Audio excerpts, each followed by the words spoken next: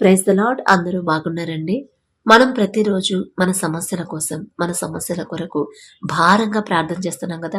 Morning ప్రేయర్లో మీరు ఉంటున్నారు, రాత్రికాల ప్రార్థనలో కూడా మీరు ఏకీభవిస్తున్నారు. చాలా సంతోషం. అయితే ఎంత ప్రార్థన చేసినా, ఎంత కన్నీరు కార్చినా, ఎన్ని రోజులు ఉపవాసం ఉన్నా కూడా, ఎన్ని ప్రార్థనలకి మనం అటెండ్ అయినా కూడా మన ప్రార్థనకి జవాబు రావట్లేదు. మన సమస్యకి ప్రార్థనకి జవాబు వస్తేనే కదా సమస్య పరిష్కారం అయ్యేది. సమస్య పరిష్కారం కావట్లేదు. ఎందుకో మనకు అర్థం కావట్లా. ఒక సమస్య మనం తండ్రి దగ్గర పెట్టాము అంటే ఖచ్చితంగా ఆ సమస్య తండ్రి దగ్గరికి వెళ్ళిపోయింది కదా. వెళ్ళిపోయిన తర్వాత ఖచ్చితంగా తండ్రి పరిష్కారం పంపిస్తాడు, జవాబు పంపిస్తాడు. పంపకుండా తండ్రి అలాగే ఉంచుకోడు. అయితే ఆ సమస్యకి పరిష్కారం పంపించే ముందు మొదట మనం ప్రార్థన చేసిన తర్వాత మనం ఎలా ఉంటున్నామో ఖచ్చితంగా తండ్రి పరిశీలన చేస్తాడు. చేసిన తర్వాతే మన ప్రార్థనకు జవాబు పంపిస్తాడు. అడిగిన వెంటనే, ప్రార్థన చేసిన వెంటనే ఆ సమస్యకి పరిష్కారం రాదు, ప్రార్థనకు జవాబు రాదు. కొంతమందికి కొన్ని రోజులు పట్టొచ్చు, కొంతమందికి కొన్ని నెలలు పట్టొచ్చు, కొంతమందికి సంవత్సరాలే పట్టొచ్చు. నాకైతే నా భర్త విషయంలో, నా కుటుంబం విషయంలో 10 సంవత్సరాలకి జవాబు వచ్చింది. 10 సంవత్సరాలు వెయిట్ చేసే ఆ ఓపిక, ఆ ఓర్పు, సహనాన్ని తండ్రి నాకు ఇచ్చాడు. నేనేదో గొప్పదాను, నేనేదో నీతిమంతురాలను అని కాదండి. 10 సంవత్సరాలకి జవాబు వచ్చిందంటే ఆశ్చర్యమే కదా. వామ్మో, 10 సంవత్సరాల 10 రోజులు ప్రార్థన చేస్తేనే జవాబు రాకపోతేనే నీరసం వచ్చింది. మళ్ళీ అదే సమస్య గురించి ఆలోచిస్తూ ఉంటాము. అలాంటిది 10 సంవత్సరాలు పట్టిందా ఒక్క సమస్యకి పరిష్కారం కోసం అనుకుంటారేమో. బైబిల్లో చూస్తే ఇంకా చాలామంది భక్తులు, అబ్రహాం గారి విషయంలో బిడ్డల్ని ఇస్తానని వాగ్దానం చేసిన తర్వాత ఎన్ని సంవత్సరాల తర్వాత బిడ్డల్నిచ్చాడు తండ్రి. అప్పటి వరకు తండ్రి కార్యం చేసే వరకు, జవాబు పంపించే వరకు మనం ఎంత ఓర్పుతో ఉంటున్నాము, ఎంత సహనంతో ఉంటున్నాము, ఎంత విశ్వాసంతో, ఎంత నమ్మకంతో తండ్రి మీద, తండ్రి పాదాల దగ్గర కనిపెట్టుకొని ఉంటున్నామో ఖచ్చితంగా తండ్రి పరిశీలన చేస్తాడు. ఆ తర్వాత శాశ్వతమైన పరిష్కారం. ఇక అది మార్చేది లేదు. ఇక మధ్యలో ఇక మారిపోయిద్దేమో అనడానికి లేదు. ఒక మనిషి మనసు మార్చాడు అంటే మళ్ళీ మారిపోయిద్దేమో కొన్ని రోజుల తర్వాత, కొన్ని సంవత్సరాల తర్వాత ఆ మనిషి మనసు మారిద్దేమో అనడానికి లేదు.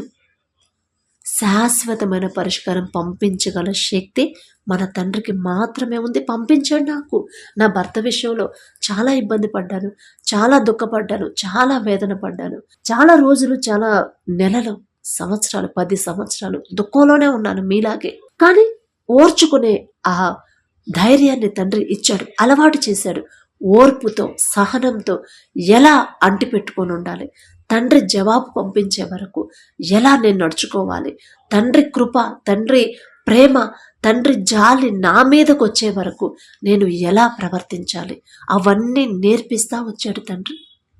ఇప్పుడు ఇదే మాటలు మీరు వింటున్నారు అంటే మీరు కూడా ఏదో విషయంలో ఒక సమస్య తండ్రి దగ్గర పెట్టిన తర్వాత జవాబు రావట్లేదని బాధపడుతున్నారేమో, సమస్య పరిష్కారం కావట్లేదని బాధపడుతున్నారేమో.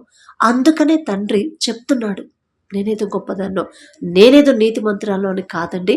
తండ్రి మనం దారి తప్పిపోతుంటే ఏ విషయంలో మనం ఎలా నడుచుకోవాలో ఎవరొకరి ద్వారా ఏదో ఒక సమయంలో మనతో తండ్రి ఏదో ఒక రూపంలో మాట్లాడుతూనే ఉంటాడు.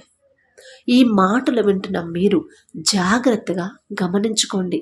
మీ మాట తీరు ఎలా ఉంది, కుటుంబంలో మీ భర్తతో ఎలా ఉంది, మీ భార్యతో మీ మాట తీరు, మీ ప్రవర్తన ఎలా ఉంది, మీ బిడ్డలతో ఎలా ఉంది, అత్తమామలతో, అమ్మా నాన్న దగ్గర, ఆడపడుచులతో, అలాగే మీరు పనిచేసే దగ్గర ఇరుగు పొరుగు వారితో మీ ప్రవర్తన, మీ మాట తీరు, మీ ఆలోచనలు, మీ చూపులు, తలంపులు అవన్నీ కూడా ఎలా ఉన్నాయో ఒక్కసారి గమనించుకోండి. కూర్చొని ఆలోచించుకోండి. అంతకన్నా మనం ఏం చేయక్కర్లేదు. మనమేం పెద్ద పెద్ద బరువులు మొయ్యమని తండ్రి చెప్పట్లా.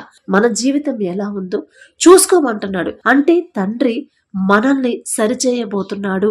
ఇక మనకి శాశ్వతమైన పరిష్కారం మన సమస్యకి పంపించబోతున్నాడు అనడానికి ముందుగా మన జీవితాలు మనం సరిచేసుకోవాలి. మన ప్రవర్తన, మన చూపులు, మన జీవితం, అసలు మన మాట తీరు ఎలా ఉంది, తగ్గింపుతో ఉంటున్నామా, దీన మనసు కలిగి ఉంటున్నామా, లేకపోతే లోకస్తులాగా మనం ప్రవర్తిస్తున్నామా?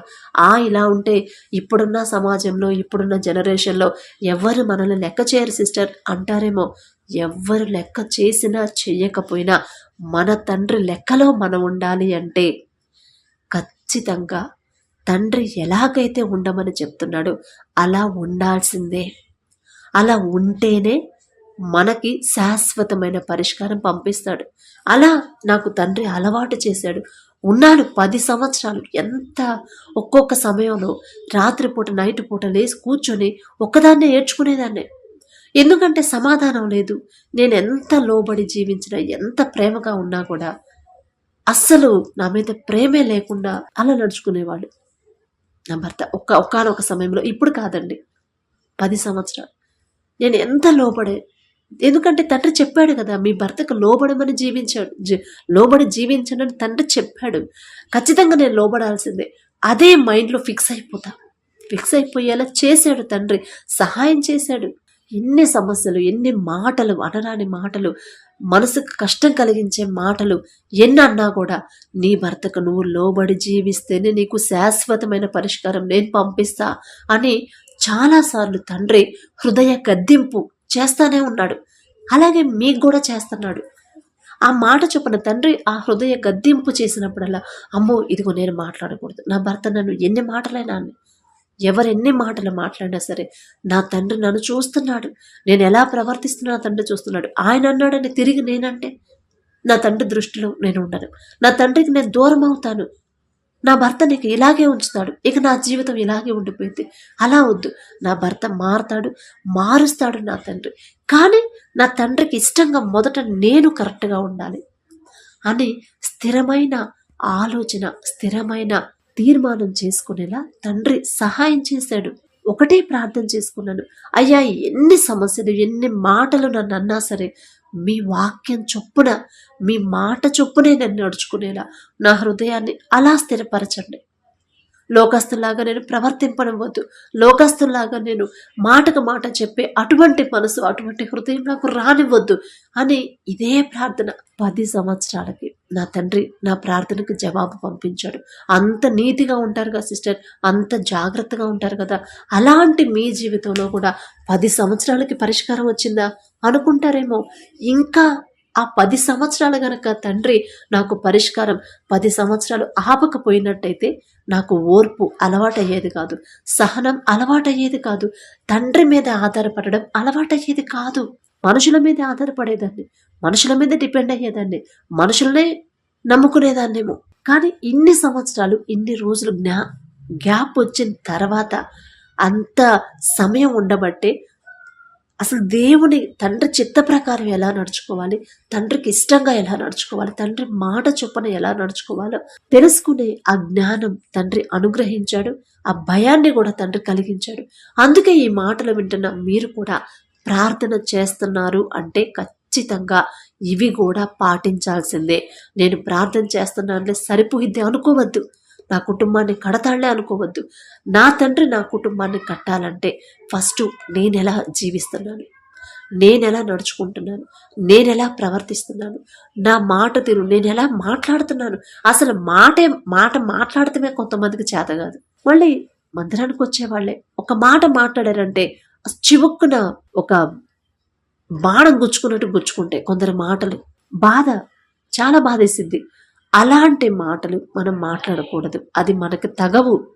తండ్రి బిడ్డలుగా ఉండాలంటే ఆశీర్వాదకరంగా తండ్రి మనల్ని ఆశీర్వదించాలన్నా, మన కుటుంబాలు ఆశీర్వదించాలన్నా మనం జాగ్రత్తగా ఉండాల్సిందే. లేదు నేను కరెక్ట్గానే ఉంటాను సిస్టర్, ప్రతి విషయంలో నేను కరెక్ట్గానే ఉంటాను అనుకోవద్దండి. ఏదో ఒక విషయంలో మీరు ఎక్కడో జారిపోతున్నారు. ఒక్కసారి మీరు గమనించుకోవాల్సిందే. అలా గమనించుకోవడం అలవాటు చేసుకుంటేనే ఏ రోజుకి ఆ రోజు, ప్రతిరోజు కూడా ఉదయం లేచిన దగ్గర నుంచి నైట్ పడుకునే వరకు కూడా ఆ గడిచిన దినమంతా ఏ విషయంలో మీరు జారిపోయారు, ఏదైనా విషయంలో మీ వల్ల ఎవరైనా బాధపడ్డారా, ఏదైనా విషయంలో మిమ్మల్ని ఎవరైనా ఏదైనా మాట అంటే వాళ్ళని మనస్ఫూర్తిగా మీరు క్షమించారా లేదా, ఇవన్నీ పరిశీలన చేసుకోవాల్సిందే. అది భర్త అయినా, భార్య అయినా, బిడ్డలైనా, తల్లిదండ్రులైనా, అత్తమామలైనా, ఇరుగు పొరుగు వారైనా, స్నేహితులైనా, బంధువులైనా, ఎవరినైనా సరే ఎవరితోనైనా మీరు సమాధానంగా ఉంటున్నారా లేదా ఒక్కసారి మీరు గమనించుకోవాల్సిందే. మనం బలి అర్పిస్తున్నాం కానీ మాట వినట్లేదు. గమనించుకోండి, జాగ్రత్తగా గమనించుకోండి. బలి అర్పించుట కంటే మాట వినుట శ్రేష్టమైన పని. మాట వినడమే.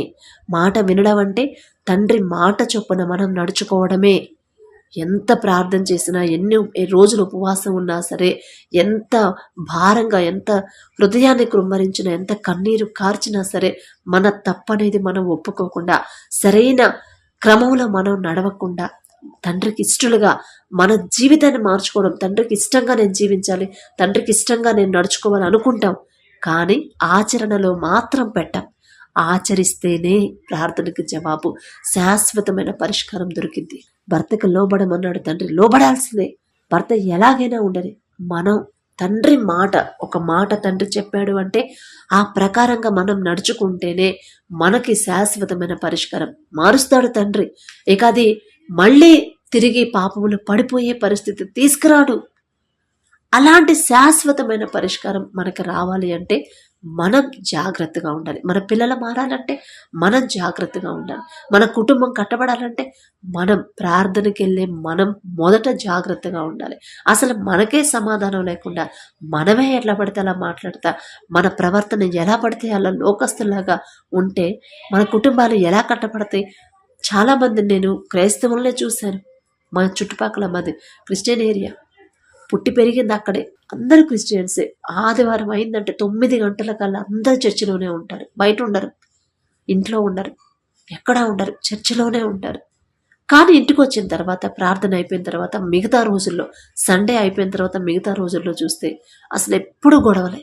ఒక మాట మనం మాట్లాడేమంటే తిరిగి వాళ్ళు మాట్లాడే మాట ఎంత భయంకరంగా ఉండిద్దంటే, మరి అలా ఉంటే, మనం అలా నడుచుకుంటా ఉంటే తండ్రి మనసు ఎలా ఉండిద్దండి? మన జీవితాలు, మన ప్రవర్తన, మన చూపులు, మన హృదయం మారకుండా తగ్గింపు, దీన మనసు అంత గొప్ప తండ్రి తగ్గించుకొని ఉన్నప్పుడు మనమే పాటి వాళ్ళమండి.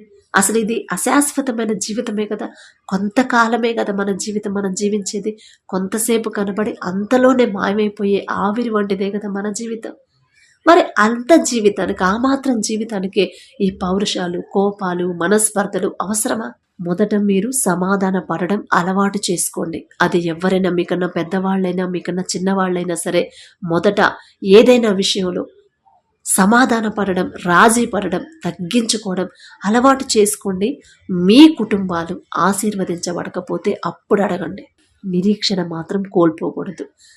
తండ్రి వాగ్దానం చేశాడు అంటే ఖచ్చితంగా ఆ వాగ్దానాన్ని నెరవేర్చే తండ్రి మన తండ్రి. మాట ఇస్తే తప్పని తండ్రి మన తండ్రి. దేవుని గొప్పతనం, తండ్రి బాహుబలం తక్కువైంది కాదు. కానీ మన ప్రార్థనకి జవాబు రావట్లేదు అంటే ఖచ్చితంగా ఇదే కారణం అని నేను చెప్తాను. నాకు ఆ సమయంలో ఈ 10 సంవత్సరాలు కూడా నేను ఒకానొక సమయంలో కోప్పడేదాన్ని, ఒకానొక సమయంలో మళ్ళీ మాటకు మాట చెప్పేదాన్ని, నాకు తెలియకుండానే. అవన్నీ కూడా తండ్రి సరిచేస్తా వచ్చి చివరికి అసలు ఒక మాట అన్నా కూడా ఆలోచించి, అరే తప్పు నాదే అనుకుంటానే, లేకపోతే ఎందుకంటాడు, ఒకవేళ నా తప్పు లేకపోతే తిరిగి ఆయనే వచ్చి సమాధాన పడతాడులే అని ఆలోచించుకొని ఓర్పు, సహనం, నిరీక్షణతో ఉండడం అలవాటైన తర్వాత అప్పుడు నా భర్త మనసు మార్చాడు. ఆయన సరైన దారిలో నడిపిస్తున్నాడు. ఇప్పుడు ఒకరి మీద ఒకరికి ప్రేమ కలిగించాడు, నమ్మకాన్ని కలిగించాడు తండ్రి. అంత గొప్ప శక్తి మన తండ్రికి ఉంది. మరి ఆయన బిడ్డలుగా తండ్రి ప్రేమ పొందుకోవాలంటే మనం తండ్రి నుండి ఆశీర్వాదాలు, నా కుటుంబంలో అద్భుతాలు జరగట్లేదు సిస్టర్, నా కుటుంబంలో ఆశీర్వాదాలు రావట్లేదు, నా కుటుంబంలో మేలులు కలగట్లేదు అని ఇదే ఆలోచిస్తాం. కానీ అసలు నేను ఎలా జీవిస్తున్నాను, నేను ఎలా ప్రవర్తిస్తున్నాను, నా కుటుంబంలోనే నేను సమాధానంగా ఉండలేకపోతే బయట వాళ్ళతో నేను ఎలా ఉంటాను? నా తండ్రి ఇష్టపడతాడా? కుటుంబస్తులతోనే నేను సమాధానంగా, ప్రేమగా ఉండలేకపోతే, వాళ్ళని గౌరవించలేకపోతే నేనెలా ఉండగలను? అసలు నా తండ్రి నాకు సహాయం పంపిస్తాడా? నా ప్రార్థనకు జవాబు వచ్చిద్దా అని ఆలోచించుకోవాలి. ప్రతి దినము కూడా మీరు ఇది అలవాటు చేసుకోండి. ప్రతిరోజు పడుకునే ముందు, సాయంత్రం నైట్ పడుకునే ముందు, నేను ఏదైనా విషయంలో జారిపోయినా, ఏదైనా విషయంలో దారి తప్పైనా, ఏదైనా విషయంలో ఎవరినన్నా బాధ పెట్టైనా, ఎవరినన్నా క్షమించలేని మనసు కలిగి ఉన్నానా, ఎవరైనా విషయంలో నేను కఠినంగా ఉన్నానా అని మీరు ఇలా ఆలోచించుకోవడం, సరిచేసుకోవడం ఎప్పుడైతే మీరు అలవాటు చేసుకుంటారో ఖచ్చితంగా మీ ప్రార్థనకి శాశ్వతమైన పరిష్కారం, మీ సమస్యకి శాశ్వతమైన పరిష్కారం పొందుకుంటారు. తండ్రి విడిచిపెట్టడు, వదిలిపెట్టడు. ఇక ఆశీర్వదించడం మొదలు పెడితే తండ్రి ఆశీర్వాదాలు తట్టుకోలేవండి. ఎందుకంటే నేను పొందుకున్నాను. అదే నాకు ఇప్పటికి కూడా నాకు అర్థం కాదు. నేను ఎక్కడ ఉండాల్సిందని ఎక్కడికి తీసుకొచ్చాడు తండ్రి.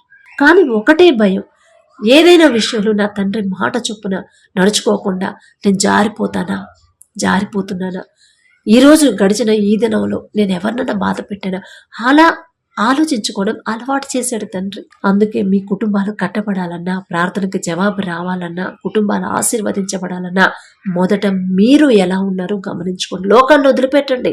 లోకస్తులు ఎలాగున్నా సరే, యెహోషువ గారు అందుకే చెప్తాడు, మీరు ఏదైనా చేసుకోండి, మీరు ఎవరినన్నా పూజించండి, ఎలాగైనా జీవించండి, కానీ నేను నా కుటుంబం మాత్రం యెహోవానే సేవిస్తాము అని ఎందుకు చెప్పాడంటే, శాశ్వతమైన ఆశీర్వాదం, శాశ్వతమైన ఫలాలు పొందుకోవాలంటే ఇదే ముఖ్యం మనకి.